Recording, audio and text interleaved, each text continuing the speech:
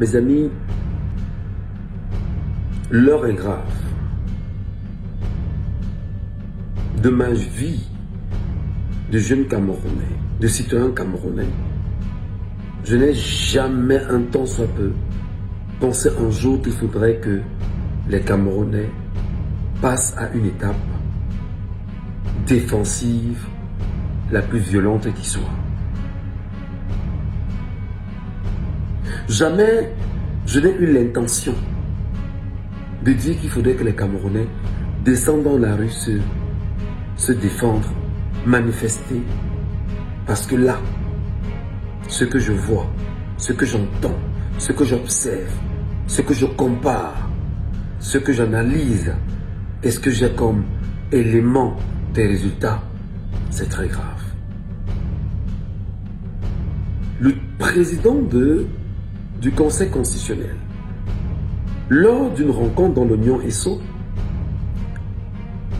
avec d'autres compatriotes camerounais élites de la localité, je parle du président du Conseil constitutionnel. Le président du Conseil constitutionnel. Je n'ai pas parlé du président de, je sais pas, d'une institution. Le Conseil constitutionnel c'est-à-dire qui se rassure de la constitutionnalité. Ce monsieur s'est retrouvé avec des élites dans l'Oignon Esso. Ils sont arrangés à dire qu'il faudrait que Paul Barthélémy Biabi Mvondo, président de la République de Cameroun, de fait depuis 2018 et depuis 1982, qu'il doit se représenter. Il doit tout faire pour être candidat en 2025, qu'il est leur choix. Donc Clément Atangana dit au peuple camerounais que lui, le président du Conseil constitutionnel, a déjà choisi Paul Barthélémy Biabi Mvondo comme son candidat à lui.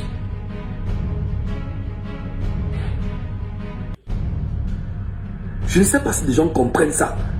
Je ne sais pas si les gens intègrent ça. Je ne sais pas si les gens ont compris le sens de cette histoire.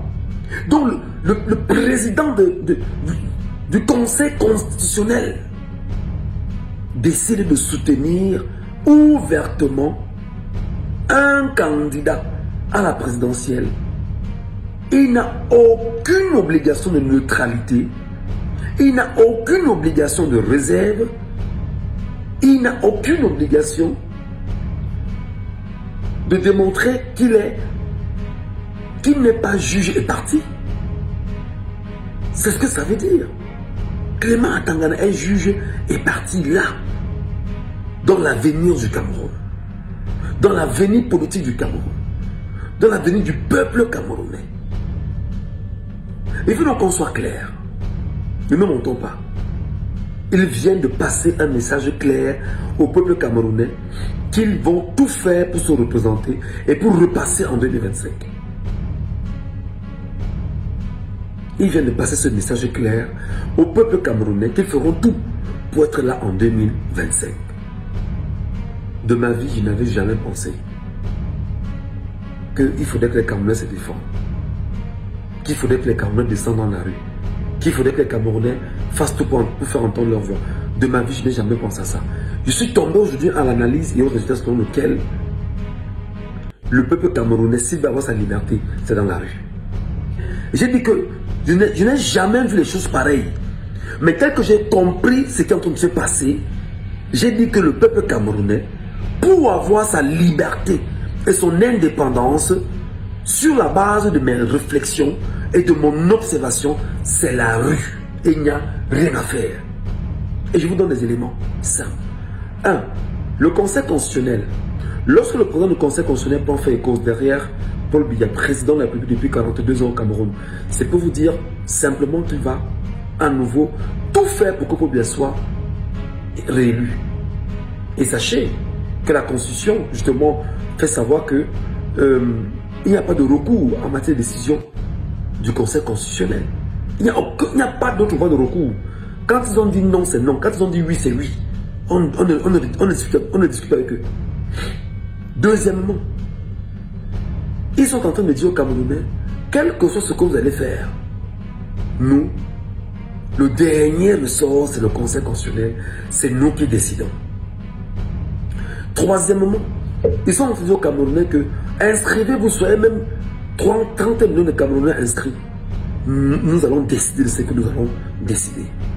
Quatrièmement, ils sont en train de nous passer un message de découragement, de rapport de force, pour nous dire que le rapport de force, c'est lui, le gouvernement camerounais, c'est le Conseil constitutionnel, ce sont les pontes du régime et le régime en place contre ce 30 millions de Camerounais. C'est le message qu'on nous passe clairement. Moi, sincèrement, je n'avais jamais de ma vie pensé que on pouvait se battre, mais pas se battre au point de descendre dans la rue.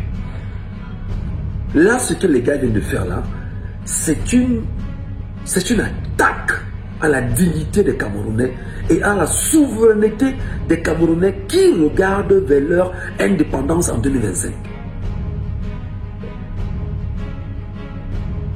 Je ne sais pas si les gens comprennent ça. Je ne sais pas si les gens analysent ça. Je ne sais pas si les gens comprennent ce que je suis en train de dire ici. Moi, je n'ai jamais pensé la rue. Mais là, je dis que ces gens-ci sont en train de nous démontrer que si nous, quel que soit ce que nous allons faire pour notre liberté en 2025, eux, ils vont décider de ce qui va se passer. Et c'est ça le truc. Donc, ils se sont arrangés par les mécanismes des institutions mis en place pour pouvoir confisquer à nouveau la dignité, la volonté du peuple camerounais en 2025.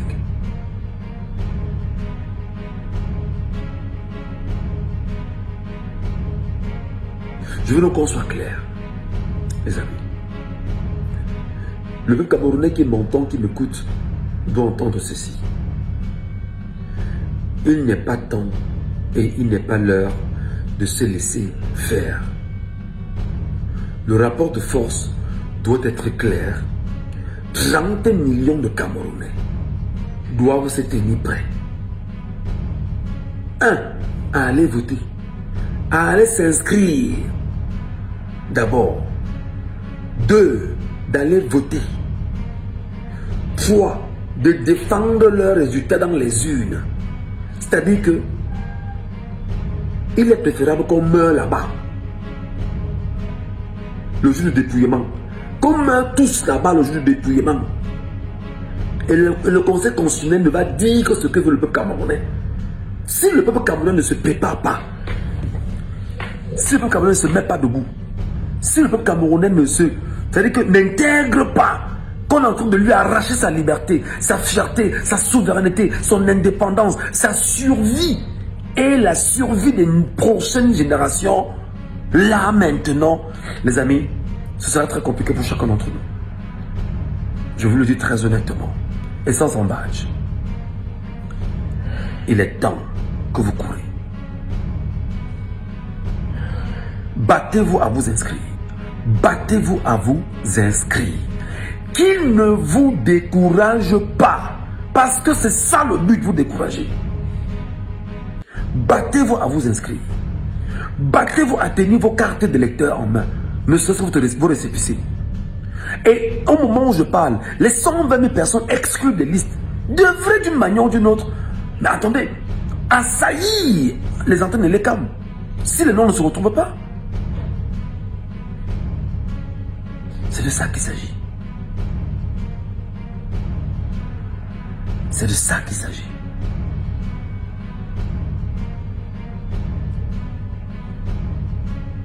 La situation est grave. Peut-être vous n'imaginez pas. Peut-être vous n'intégrez même pas. Ils ont le Conseil constitutionnel. Ils ont la présidence. Ils ont le Sénat. Ils ont l'Assemblée nationale. Ils ont l'armée. Ils ont les médias. Ils ont l'argent. Ils ont tout ça devant vous, devant le peuple camerounais. Mais on doit leur dire que nous sommes 30 millions quand même. On doit leur rappeler que nous sommes 30 millions quand même.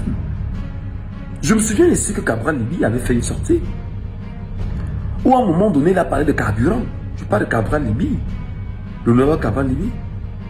Quand on a voulu voler, il a dit non, achetez le carburant, vous posez là. Vous dites que vous tentez, on brûle ici. C'est aujourd'hui que j'ai compris les propos de Cabral Libye. C'est aujourd'hui que j'ai intégré que Cabral Libye pouvait avoir raison. Ce que je dis là, je dis que je suis en train d'analyser. Hein. J'analyse, j'observe, je dis que mais non.